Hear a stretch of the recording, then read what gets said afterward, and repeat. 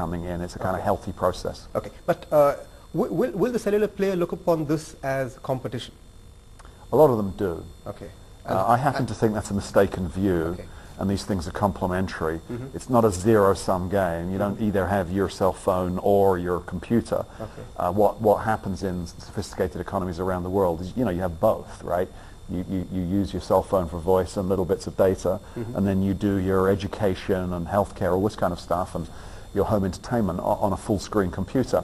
But some of the existing cellular operators tend to see it as competition. I don't think it is. Okay, but I think they'd fear that you could do a VoIP over this, and that would eat into the market. You don't think that's really a big fear? I don't think so. I think that the cell phone is here to stay. It's a healthy market. But the cell phone will never adequately give the full internet experience. And the whole notion of national competitiveness, small and medium businesses using computers, schools being connected to the internet, these are things that can't be solved through the cell phone in just the same way that you're not going to walk around with a computer held up to your head doing phone calls. These things are separate markets. But at the personal level, is the cell phone competition to that? Because at the personal level, doesn't the PDA or a handheld give you enough or as much entertainment options as a desktop does? I think it's a different series of options. Are you going to sit down for 3 hours in the evening and stare at a 3-inch screen? Not if you can help it, right? So I think these things have different usage models.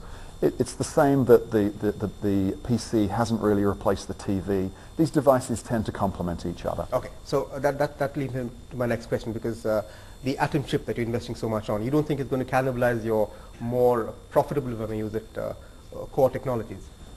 If you spend your time just trying to defend your profitable business, someone else will come along and eat your lunch. I'm probably mixing too many metaphors there, but you have to do it yourself. And in our case, we launched a very ambitious program about 5 years ago to drive down the cost of computing with this breakthrough chip called Atom. It doesn't replace a high-end computer. It doesn't replace a full-function notebook, but it does mean that more people can use the technology. Again, look at our cousins in the cell phone industry. You get smartphones, you get mid-range phones, and you get entry-level phones. They all exist. Okay, so you're saying a person who'll buy a laptop wouldn't have likely gone in for a notebook? It's interesting, and we're sort of obsessively studying it, but where we're looking at rural communities around the world, including your neighbor over the Himalayas in China, you tend to see first-time buyers in rural communities buying a full computer because they just want the full experience. And I tend to think that's what's going to happen. The first time you have a computer, you want to go the whole hog. You don't want to pay too much money for it, for sure, but you want the whole experience. We're going to break at this point. We'll come back right after the break.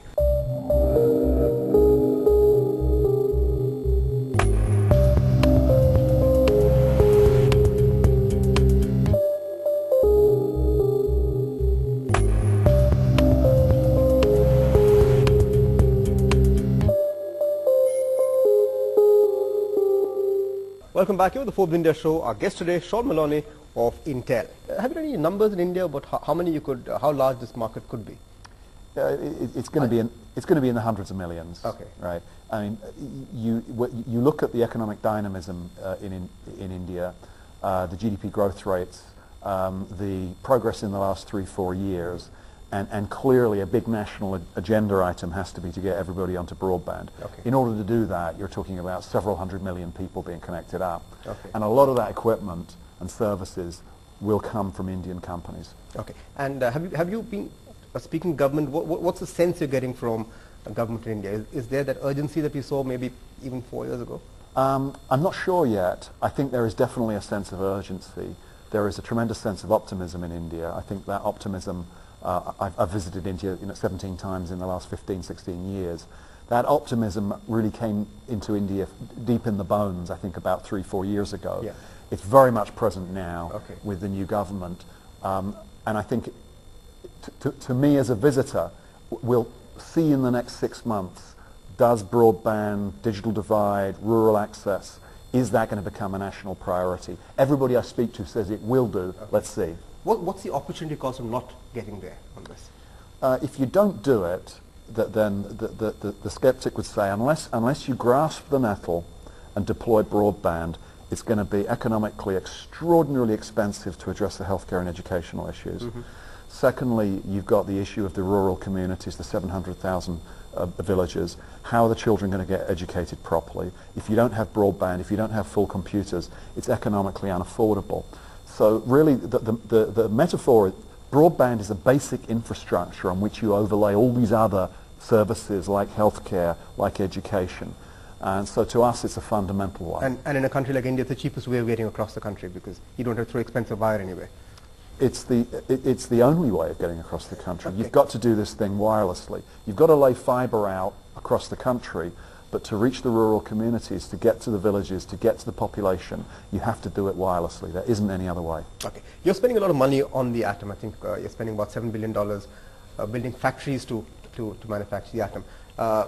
What's the scale of investment in India going to be? Is India just going to be a market for you, or is it going to be a manufacturing base? Is it going to be a development base? Or where does India play out in this in your plans to the atom?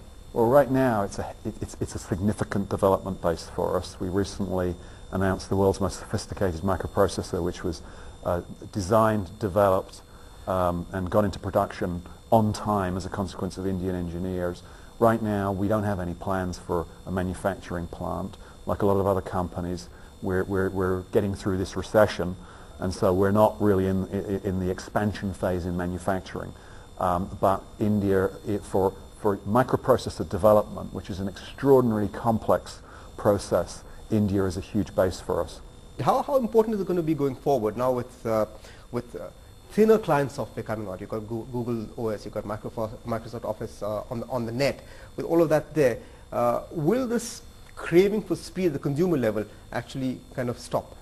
We're not seeing any decline in people's demand for performance. Obviously, you've got the traditional segments like gamers who just want more and more and more.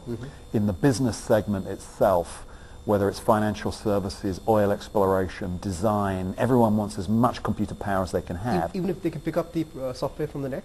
Well, the issue about getting the software from the net is you need ultra-high-speed broadband connections. And that's the thing that's scarce. The most fragile component in the whole system is the internet connection. And so if you try and stick everything up there, you're dependent on that connection. So we're not seeing anybody slowing down in their need for performance. Okay.